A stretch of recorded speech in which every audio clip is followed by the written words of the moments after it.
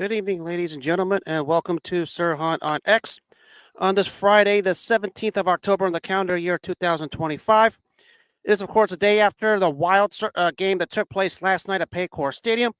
I was privileged to be a part of a tremendous crowd that nearly superseded 70,000 from both Bengals fans and Steelers fans who just packed the house over there. And it was an electric playoff-like atmosphere. I will touch on that here in a second. Also, to touch on perhaps one of the most low-life fan bases that's still running around several years later. I'll surprise you who those are. But I'm going to go get right down to it. Just remind you, we're here in the jungle. First time I'm going to post this. It is the candle. I'm going to leave it here. I will not light it up because I'm not giving Bengals fans a time of day for it. It was last night that the game of the year, and a year where the NFL product has been absolutely mid-level to say the least across most of the league. We had the game of the year, and boy, lived up to the goods. It was the Icy Hot Bowl between the Pittsburgh Steelers, led by 41-year-old Aaron Rodgers, against the Cincinnati Bengals, led by the resurrected 40-year-old Joe Flacco. What a terrific game up and down. Both quarterbacks showed they still have it. Both quarterbacks showed they're still playing at a high level. Granted, the approaches are different. One's still a gunslinger. The other guy, you want to say this, manages the game, but but Joe Flacco. The story here is Joe Flacco did a phenomenal job of playing the game the way the previous two quarterbacks haven't for Cincinnati. Really, nobody's played this great since Boomer Esiason was here in '88. That should tell you the type of quarterback play that's lacking here in Cincinnati. But here comes Joe Flacco from Cleveland, and he basically just cooked. What more can you say? He utilized Jamar Chase to perfection. The only thing he did wrong was not give Jamar Chase enough targets. I said the guy should have had 40 targets last night. But Bengals fans have something wrong with that because they have a sick obsession of wanting T. Higgins. I'll touch on that here in a minute. But Joe Flacco just played a darn near perfect game for a 40-year-old, 31 of 47, over 350 yards. Touchdown passes to mainly Jamar Chase and Noah Fant, who should be the top two targets on that roster.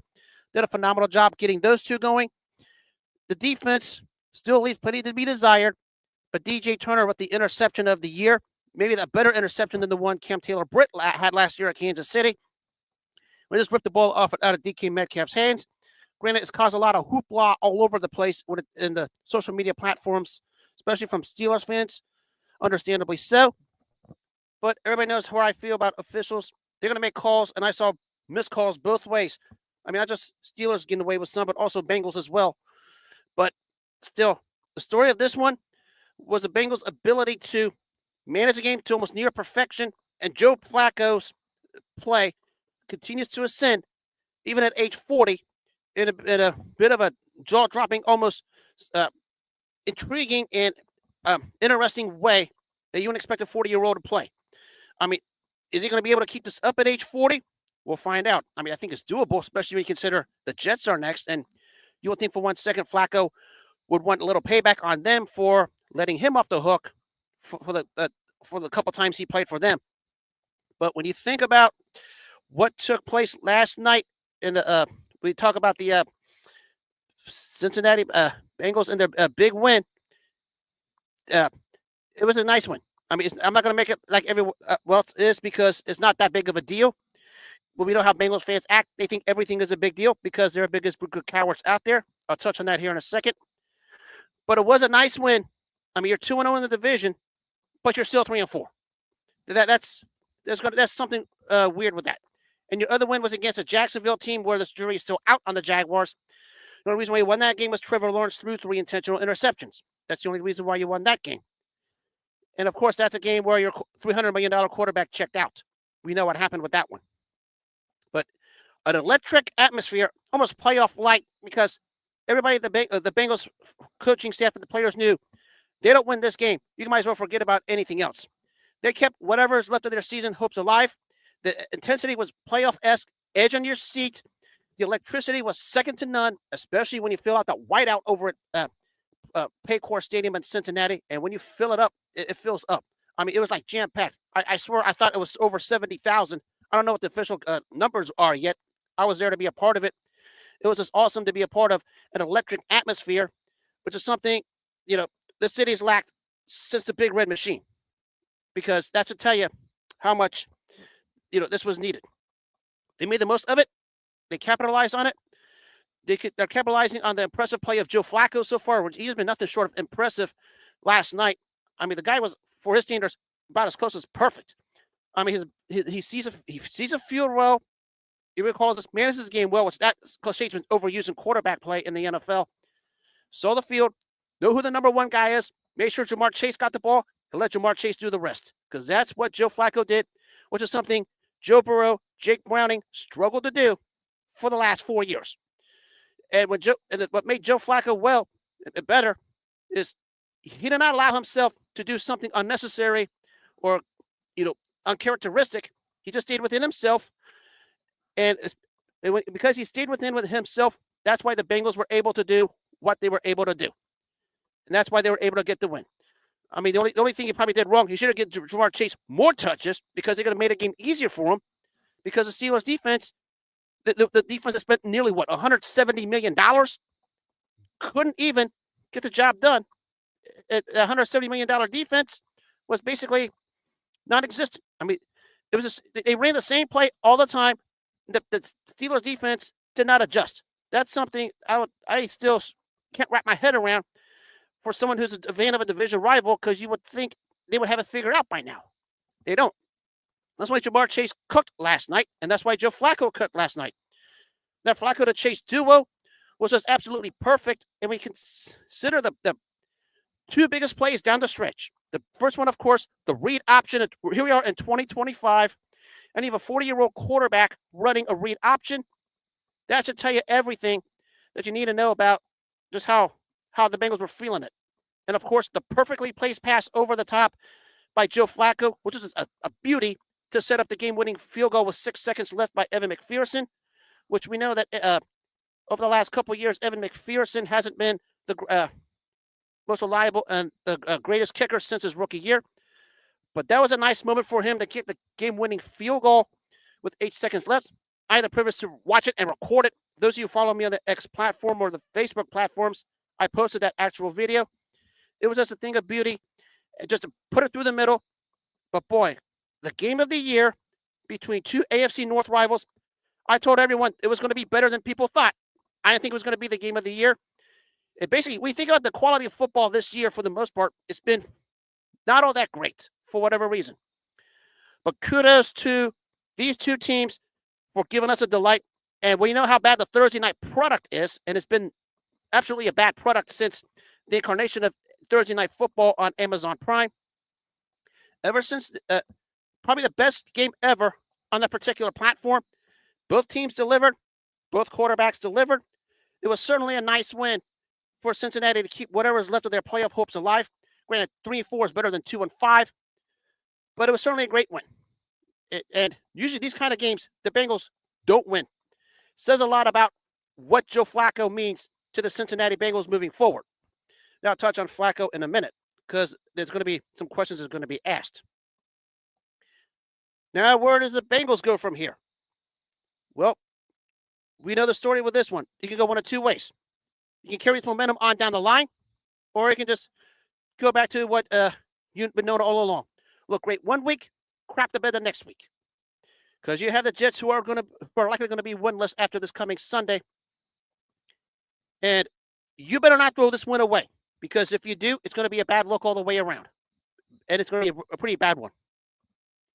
It's going to come down to what you guys can do against the Jets. Because if you guys beat the Jets, then they'll start to take you a little more seriously. You're back at 500. But if you find a way to flop against the Jets, it's all for naught. This game's going to take you one of two ways. Either you carry the momentum and keep it forward, which is plausible with how great Joe Flacco is, because now you finally have a stable quarterback since Boomer Esiason in '88. Or you can just be the historical way the Bengals play up to your opposition and bring yourself down, which is something a lot of teams do. But I think in this case, your room for error for Cincinnati is still thin, because you dug this grave when you quit against Minnesota, Denver, Detroit, and Green Bay. But you basically showed heart. It's the heart I never thought you'd ever have. You showed heart in finding a way to win this game last night. Carry this momentum forward, and you might be able to do something. Because after the bye week, that schedule gets a little bit on the rough side. and relying on a 40-year-old quarterback is going to raise some interesting questions. But as long as Joe Flacco's playing like this, you guys are going to be fine. Because if he plays like this, you finally had something you haven't had since Boomer Esiason, a legitimate starting quarterback who knows how to lead a team, who knows how to manage the game the right way, and who knows how to win at big moments like this. And this was a must for Cincinnati last night, especially when you consider Pittsburgh has always had the psychological hold here in Cincinnati since the start of the century. I think it's only like the 6th win they've had over Pittsburgh here last night, but it was a big one nonetheless. Great performance by Joe Flacco and Jamar Chase. Job well done. Just carry the momentum forward. This whole play well one week, play down the next level, and the next gets a little tiresome because sometimes you're a little too predictable, and I mean too predictable. But at this point, you need to start being more unpredictable because people are expecting you to come up and do something that moving forward. Now for Pittsburgh. I mean, Aaron Rodgers had to play good, but not great. He had the 2 turnovers, one of them albeit under funky circumstances. But all credit to DJ Turner for ripping the ball out of DK Metcalf. I know it's driving the Steelers crazy what some of the referees were in that game. But as I said, referees were bad both ways. Calls were missed both ways. But you invested $160 million to revamp a secondary, and that happens. Now, granted, you're playing Jamar Chase, probably the premier player in the NFL that's a non-quarterback right now, and he showed it again last night. I get it. But how do you, with that secondary, know he's going to get the ball, and all of a sudden, Jamar Chase is just going to, out of nowhere, just still dominate you the way he has? It's an indictment on the Steelers defensive coordinator, Terrell Austin, where I said a couple years ago, when you had Brian Flores as Mike Tomlin's assistant, you should have hired him as your defensive coordinator. You let him go to Seattle. And what happened? I mean, his Minnesota defense is just cooking while your defense has been, your front 7 has been formidable, but your secondary still leaves plenty to be desired. And of course, you made that interesting trade before the season started to send Minkah Fitzpatrick to Miami for Jalen Ramsey. And think for this moment, Jalen Ramsey got cooked last night. And, he's still a solid cornerback. Granted, he's not the cornerback he was when he helped the Rams win the Super Bowl in Super Bowl 56. Still a solid cornerback, but still got cooked all over the place. And if for that kind of investment, if that's going to be your result, what kind of investment did you make? I mean, everybody knows I give credit to all division rivals and all rivals of this of the Bengals and the Bengals fan base. But for this instance, I say this about the Bengals, how the Bengals manage their payroll. The same to be said for the Steelers, how they spent invested, I believe, nearly $160 million to remake that, and you're not getting the necessary results. Yeah, Deshaun Elliott came in late. He had a family issue. God wish him well. He came in. It had in and outs in that secondary. But to be torched time and time again on the same play every night, the way you was last night by Joe Flacco and Jamar Chase, and not be able to adjust on the fly, it raises a lot of questions moving forward. Because you had a chance to steal control of the AFC North last night if you would have gone to 5-1, but you didn't. And of course, the real telling point was in the game-winning drive. We had a chance to really seal it.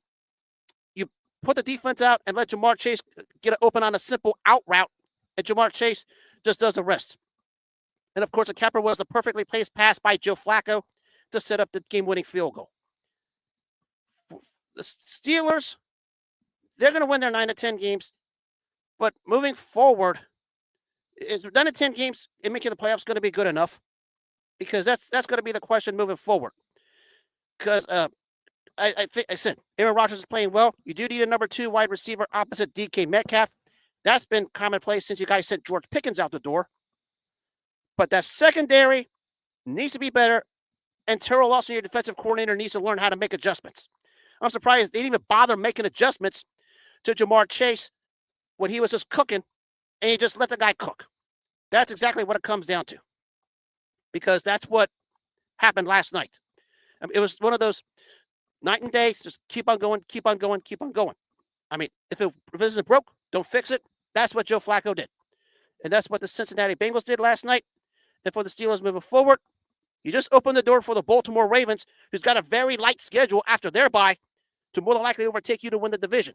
And they're going to get Lamar Jackson back, and they're going to probably march past Cincinnati and Baltimore to Cincinnati and Pittsburgh, to win that division. The AFC North is far from over. Actually, the entire AFC is far from over. Best thing the Bengals did last night was just create more chaos moving forward because it's a hot mess. And I'm here for it, just like a lot of people are. So fasten your seatbelts. The AFC and the AFC North is going to be wild moving forward because now everything's all over the place. No real standout in one particular team, but it is what it is. I guess that's what happens when you have an electric atmosphere like you had last night in Cincinnati. Last time I heard of an atmosphere that electric was probably when they swept the Dodgers when the Reds swept the Dodgers in the 1995 divisional round playoffs when the Game 3 clincher was here in Cincinnati. That was electric. This one came close. But nothing tops the Big Red Machine in terms of Cincinnati atmosphere. They wanted to challenge it. I'll give them their due on that one. Now we talked about the play of Joe Flacco. The guy's had a very unique and interesting career. He called himself elite, much as when he was in Baltimore, which opened a lot of questions, from all over the place, because we know he's had even after he won the Super Bowl, which that playoff run he had to the Super Bowl, he was just lights out and close to perfect. After that, he was a virtual hit and miss. Even Raven fans will tell you that. His playoff numbers still much better than they were regular season numbers, but some quarterbacks are just made that way. But when you talk about professionalism and staying ready when your number is called, after the Browns benched Joe Flacco,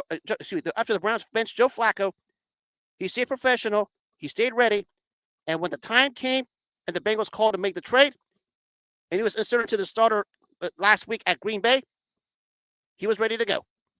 And ever since then, he's made the most of the opportunities. And you have to give him that. That's something every quarterback can learn from, especially in the backup third string role, because Joe Flacco is a winner. Because a lot of people said a lot of things about him over the years, especially in Baltimore, where even his own fan base chastised him when you talk about how that turned up. But when you talk about the intriguing career he has and how he's been so far the first 2 games here in Cincinnati, a real intriguing, feel-good story, and he certainly was one of those. Nothing more needs to be said. He certainly was fun to watch. It certainly was last night, especially when you talk about that read option on the 2nd and 10 where he scrambled for 13 yards in the first down. That had Ravens fans feeling nostalgic because they were remembering what the read option he had a game against Cincinnati and Baltimore where he took it to the house. Too bad the guy's 40 years old because he could have got another 10 or 15 yards. He had that much more space. But Joe Flacco was just nothing sort of sensational, already professional when his number was called, and when he was put into the Cincinnati starting lineup, and we have a premium wide receiver like Jamar Chase and a solid tight end like Noah Fant, you're going to produce. And that's what he's done since he's come to Cincinnati. And he's just been absolutely short of spectacular, especially when you talk about the perfectly placed pass that set up a game-winning field goal, 4 plays before. Of course, the 3 plays, Flacco kneeled down to kill the time to basically end it. But Joe Flacco, intriguing story for a man who's 40 years old and still playing at a high level. Of course, everyone's still calling him elite. I get it. This is the way the NFL is. If you play one game, that you're elite. But professionalism is what Joe Flacco has shown throughout his career, especially after he left Baltimore.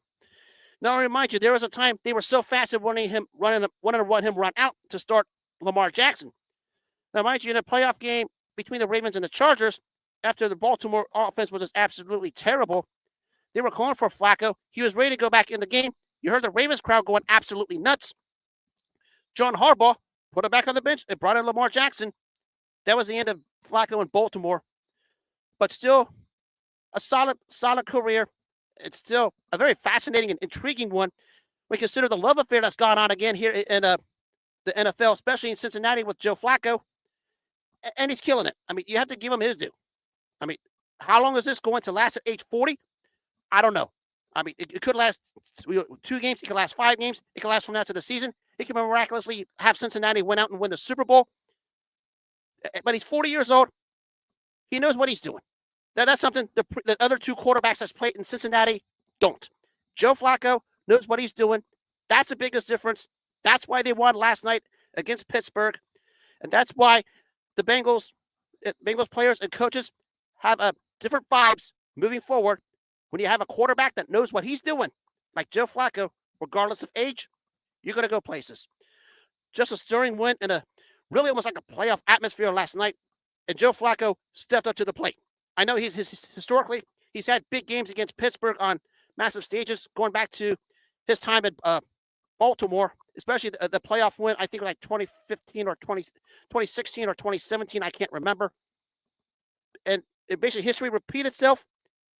Let's see what he can do to keep it going. Grant, the only thing against him is he's 40 years old. If he was a few years younger, I'd say he can keep it going, but we'll see. Of course, out of other factors to factor in, but Joe Flacco is just rolling right now. He's cooking, and I expect that to continue a week from Sunday when the Jets come into town. We're going to find out just what happens moving forward with this team and him, because this can go many ways. Now, I'll touch on everything that's gone on ever since, and it's once again the Bengals fans and the so-called super fans and the Cincinnati media want to stick their heads into something they didn't belong. Look, you got the win last night. I just celebrate it. You guys have resorted to violence again. You guys have resorted to internet attacks again. You guys resorted to threats again. And now there's a rumored shooting that took place a couple hours that involved going after a Steelers fan outside the stadium. Again, I don't know the parameters. I don't know the details. Don't hold me to it. Going off of what these 2 eyes seen and read when it comes to that. But it's another case, once again, of your cowardice showing day in and day out, even after a win. You feel the need to slander people. You feel the need to attack people. Just celebrate the win. You're 3-4. You have no business opening your mouth on something else. You guys making a big deal out of a win. Granted, it was under interesting circumstances. It's a much ado about nothing unless you really do something with it. You do something with it, okay, we'll address that issue down the line. But the slandering, the verbal attacks, the violent attacks that has gone on since you guys won that game last night is unprofessional. It's cowardice. It's borderline ignorant, actually surpassing ignorant, and it's woefully uncalled for. Leave everybody alone, celebrate your win, and just enjoy it. Because there's bigger fish to fry moving forward. And if you're going to act like this and something happens down the line, it's going to be egg on your face. You've gotten a lot of your karma, well-deserved, for the way you've carried yourselves since the Super Bowl loss to the Los Angeles Rams. And it reared its ugly head again last night. I mean, all you did was win a football game. Much ado about nothing. But you guys want to resort to slander. You guys want to resort to insults. You guys want to resort to verbal attacks on the internet, physical attacks in the stadium and outside the stadium. It's the biggest act of cowardice Bengals fans have continued to show day in, day out, year in, year out. Do better, be better. All of this is just a football game. Let the players play on the field. You guys can cheer all you want. You guys can boo all you want. But slandering isn't going to cut it. Verbal attacks, especially the racist and the bigotry kind, isn't going to cut it. Violent attacks aren't going to cut it. Because it says a lot about your cowardice at the end of the day. That's why I pick my seat and I choose it rather nicely. And I talk to no one at the games. I mean, someone tried it late last night. I didn't even have it. Why? Because you want to carry yourself like a coward. After Skyline Chili's, alcohol, heroin, and many trips to the porta potties, have at it. But stay away from my face. Plain and simple. Something needs to be said about, everybody talks about fan conduct. We might need to get a fan conduct for dummies book for Bengals fans because they're the worst at it. I mean, you guys are attacking Steelers fans, attacking verbally, slandering, and violent physical attacks. It's not going to get you anywhere. Don't think I don't remember what you guys did a decade ago after losing to Pittsburgh in that wild card game, how you guys carry yourselves after that game. It almost reared its ugly head last night. And boy, it's the biggest act of cowardice you can carry yourselves as. So do better, Be better. There's bigger fish to fry.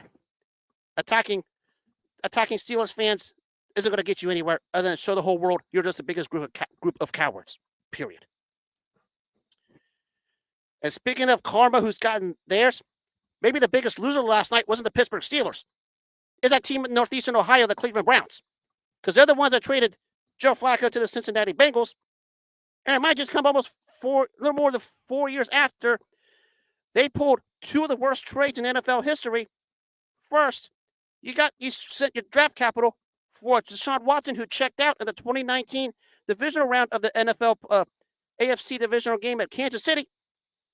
And after that, you sent Baker Mayfield out the door. And now we're about to move 2 weeks removed from you sending Joe Flacco out the door. Now you guys are all over the internet. You guys are all over the ESPN Cleveland up there, especially those two bozos. I don't remember what their names are. Just whining and complaining about it. Do you guys know what you guys are complaining about? You're complaining about a 40-year-old quarterback you benched. Let's start with this. You're complaining about a 40-year-old quarterback you benched. Think about it. You benched him.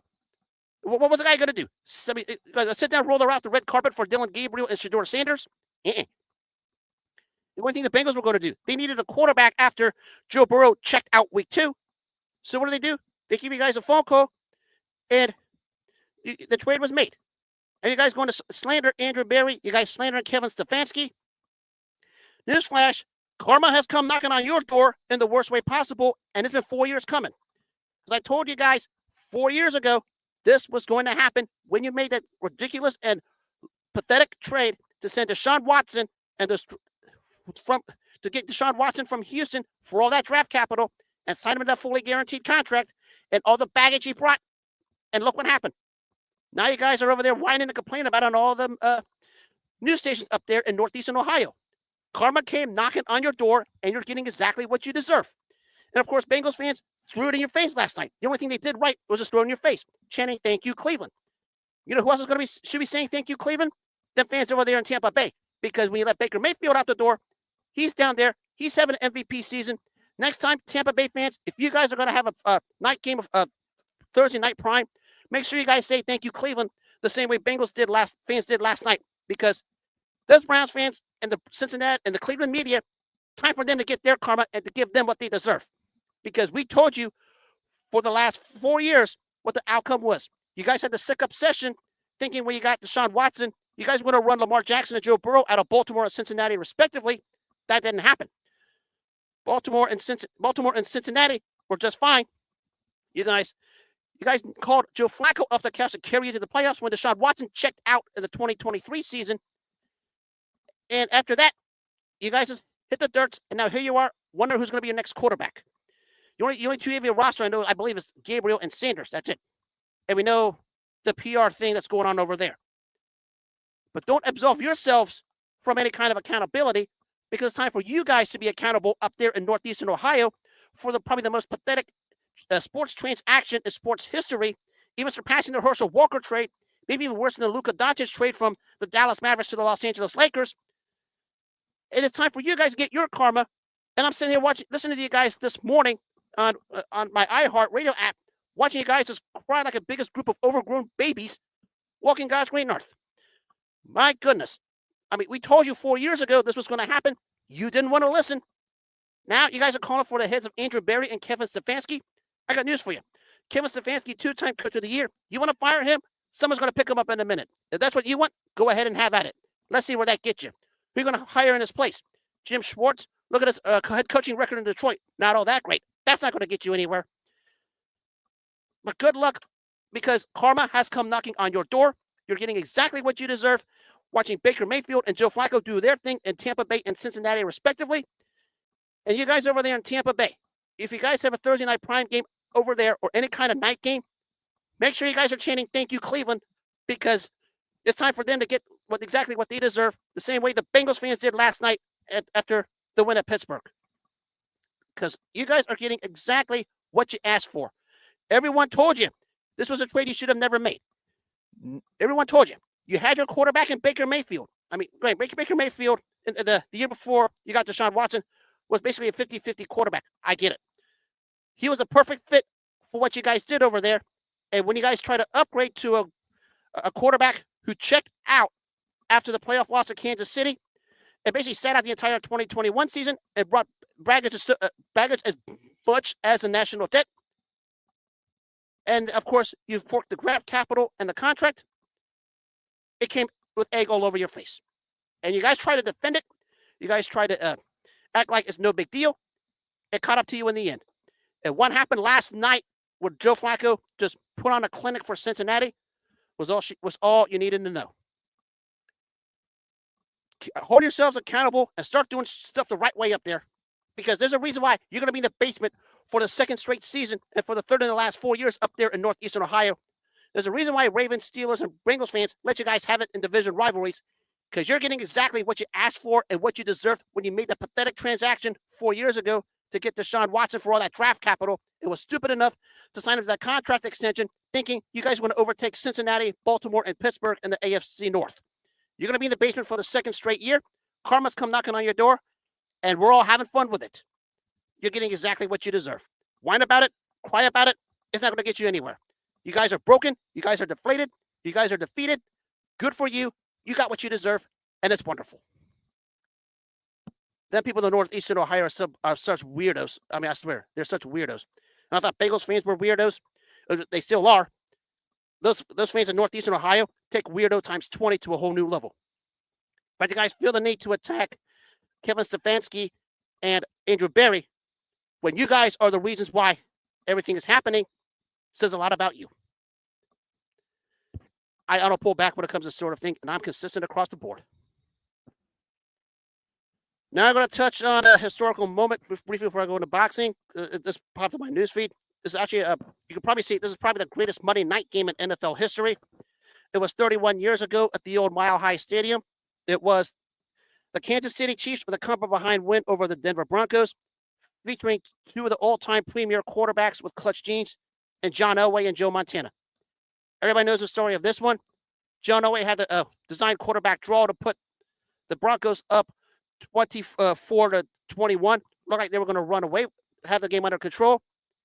But a six-play, 90-some-odd yard drive by Joe Montana, the cover being the touchdown to Willie Davis to ice it, and Kansas City escapes Denver with the win. I've said this all along. We talk about clutch genes, and these two probably had it. But maybe all time in all sports, whatever sport you want to talk about, maybe no one at his time, at his apex, had it like Joe Montana. I mean, I can point to many instances. This one, obviously. He had the one, of course, the 1981 NFC title game against Dallas, where he rolled right and just made a simple pass to Dwight Clark for the touchdown. All kinds of conspiracy theories, whether he intended to throw it away. Joe Montana would beg to differ. Of course, the drive in Super Bowl 23 against Cincinnati to the game-winning touchdown pass to John Taylor. The ability to be cool and calm in the clutch. It says more about you as an athlete, and it says more to the eye test, to the fan base and the reporters that see it. And when you talk about clutch gene and who was able to be calm under pressure, the original Joe Cool, Joe Montana, was it. And this was basically almost like reliving Super Bowl 23 when he made this drive in Denver as a member of the Kansas City Chiefs, when he just calmly and coolly drove down the field and set up what turned out to be the game-winning 6-yard touchdown pass to Willie Davis to win the game for the Kansas City Chiefs against the Denver Broncos. It's just the epitome of who Joe Montana was. I mean, not the most talented, but with game on the line, one of the guys you would want with the ball in their hands was Joe Montana, and he certainly was that. I mean, no one's going to mistake him for being the greatest athlete or the most physical specimen, but clutch gene, ice water in his veins, he had it. And it was like another day in the office. I mean, the Super Bowl 23 drive against Cincinnati was the tip of the iceberg. This one was not far behind it. And we're talking about Joe Montana, who many thought was on his downturn after he took that nasty hit in the 1990 NFC title game against Leonard Marshall from the Giants, which slowly transitioned to the Steve Young era. And that's why the trade with the 49ers and Chiefs happened. And Joe Montana, in the 3 years over there in Kansas City, everyone can say what you want, had a resurrection and was still as good as anyone. I mean, he had the game time, And remind you, not just this one, but in the playoffs against Pittsburgh in a wild card game, time running out, threw a game tying touchdown pass to Keith Cash in a game that looked like Pittsburgh had under control. And just Joe Montana just effortlessly drove down the field and basically made the game tying touchdown pass as if it was another day in the office. And the game after that, and Houston, when they were down 21-7, looked like Houston was going to win, and Houston had a 10-game winning streak going into that particular playoff game. Joe Montana, with his elbow not in the best of shape, came back, threw for 3 touchdowns in the fourth quarter, and calmly and effortlessly, as if it was another day in the office, had another comeback. We talk about clutch genes. Joe Montana was it. And I can point to anytime he did it, and that's how we had it at the end of the day. Now to the world of boxing. And this one is touching these two real quick. This was Ray Mercer knocking out Tommy Morrison. And we think about this particular fight with Ray Mercer and Tommy Morrison. This was a case of 2 heavyweights that were on the come up, undefeated, on their streaks, and it looked like they was going to move on to get the win. Undefeated versus undefeated. Looked like Tommy Morrison had this fight under control, but he punched himself out, and Ray Mercer just teed off. And we know what happened in the 5th round. The 19 unanswered punches. The fight was over at the end. The art of hit and get hit gets you in trouble real quick. For Tommy Morrison, it got him in trouble real quick because when he got hit, it was it.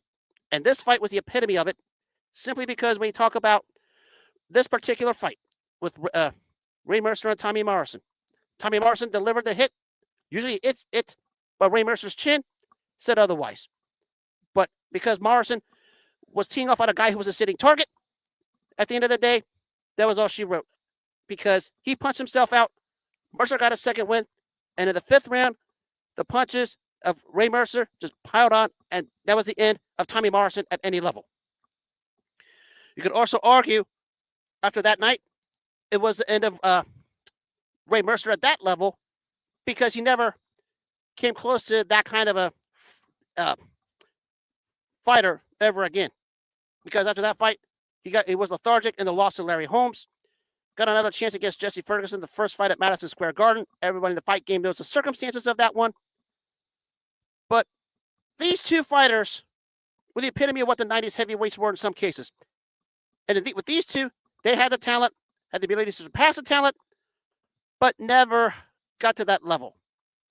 And Ray Mercer, even though he won a belt, granted on a lucky punch against Francesco Damiani, who just made a technical error, did manage to find himself in some big fights. I mean, we mentioned the Holmes and Ferguson. Gave Evander Holyfield and Lennox Lewis life and death type fights. And their 2 in those encounters in 95 and 96, respectively. Managed to get a win over a faded Tim Witherspoon 5 months after the Lewis fight, but that was it for him.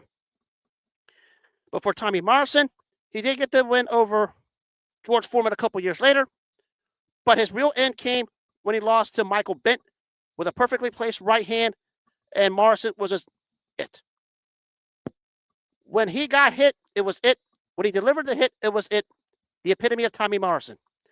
And for Ray Mercer, arguably one of the great chins in boxing history, but as his career wore on, that chin started to show cracks. Basically, the end game for him was 2002 when he had a fight against Vladimir Klitschko, where Klitschko just obliterated him from start to finish.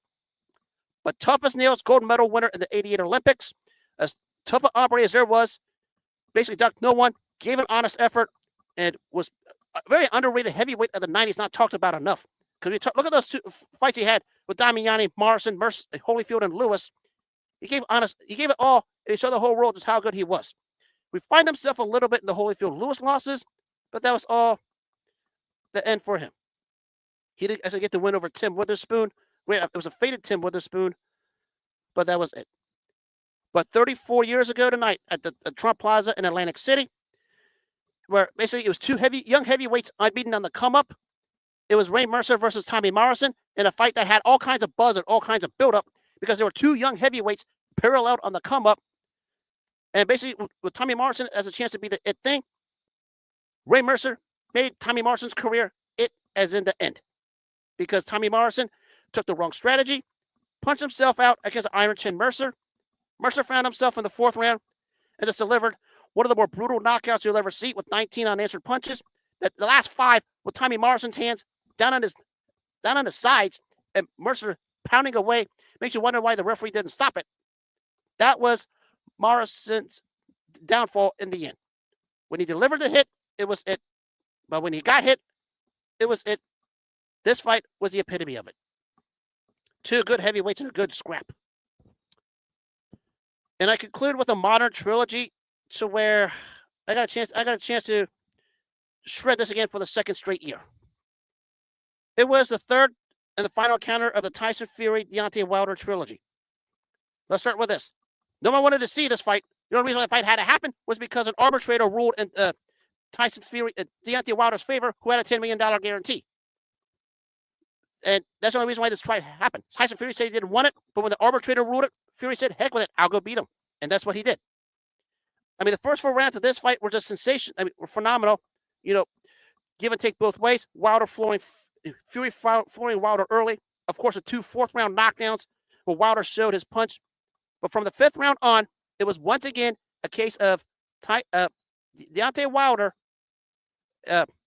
being a guy. We talk about guys who get hit, and it's it.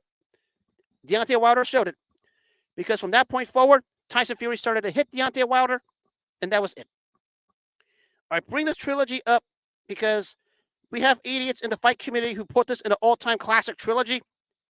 Fury Wilder was not an all-time great trilogy, okay? This was a great trilogy for Tyson Fury because he wiped him out. I mean, Deontay Wilder won 4 rounds of this trilogy. That's the 4 rounds he floored Tyson Fury in. This was not a great trilogy. This is not Ali Frazier, Ali Norton, Holyfield, Bo, Barrera Morales, Tony Zale, Rocky Graziano. It was not that kind of trilogy. It was a great trilogy for Tyson Fury and a showcase trilogy for Tyson Fury, but that was it. And the Deontay Wilder lowlifes are still making the sad excuses for why those fights lost. He lost because he was never in Tyson Fury's league. He never was. I mean, he was wiped out. I mean, the first fight was a boxing lesson, which Fury just outboxed him. The only 2 rounds Deontay Wilder won with the 2 knockdowns. Second fight, Fury said, I'm not going to leave it to the judges. I'm going to punk him, and I'm going to knock him out, and that's what he did. And the 3rd fight, the first 4.5 rounds of that fight were good. I'll give you that because both guys hit the floor. But from midway through the 5th round on, Fury did anything he wanted to again. And that's why that's not a great trilogy. A great showcase for Tyson Fury, but not an all-time great trilogy. We talk about some of the all-time great ones. Maybe the category of Evander Holyfield and John Ruiz, and we know how lethargic that trilogy was. Maybe slightly better than that, but it's not saying much. Fury Wilder was not an all-time great trilogy. Morons in the fight community need to shut up about it. It wasn't Ali Frazier. It wasn't Holyfield Bo. It wasn't even Gatti Ward. Not even Tony Canzanori, Rocky Graziano. Rocky Graziano, excuse me. Or not even the 4-fight series of Willie Pep and Sadie Sadler or Ezra Charles and Jersey Joe Walcott. It's nowhere near that category. It was a great showcase for Tyson Fury for him to come to this stage and show the whole world what he was at the time. And he made the most of it against a fighter who at the end of the day just wore a belt just for the sake of wearing a belt. Because he's not even in any kind of all-time great conversation. Anyone with a brain knows this. Anyone who thinks Tyson Fury, Deontay Wilder was an all-time great trilogy needs to shut up, get off the apps, go to a local hospital, get checked for CTE, bring me their results so I can see what's wrong with you. Because Fury Wilder was no great trilogy. It was a great showcase for Tyson Fury. That was it. Some of you guys get this great, when it comes to great, and some of these boxing plethoras, it's just absolutely weird. It was not in that category. Heck no. I mean, great showcase for Tyson Fury because he won about 31 rounds. He won 27 of them going away. And only 4 rounds Deontay Wilder won with a knockdown the times he floored for Fury. And 3 of those rounds, Fury came back and almost stole the round back. That's how one-sided that trilogy was. It was a one-sided trilogy for Tyson Fury. If you guys think otherwise, go get checked for CTE.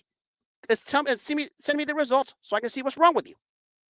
No way that belongs in the same category as Ali Frazier or Ali Norton or Holyfield Bo. Forget any of that. I mean, maybe slightly better than Holyfield John Ruiz. What does that say? What does that say at the end of the day? Deontay Wilder fans have this sick obsession of putting their guy in some categories he had no business being in because he had a fake run with a fake heavyweight championship, and that was the end game for him. Once this trilogy happened, party was over. End of story. And for Tyson Fury, we know how the rest of his career went. He got his in the 2 losses to Alexander Usyk, where basically he had no business being in the same ring as Alexander Usyk because everything that happened to him in and out of the ring took its toll. And now he's talking about wanting to fight a 3rd fight with Usyk, which makes no sense. The only fight that makes sense for Tyson Fury right now is an all-British showdown at the UK against Anthony Joshua.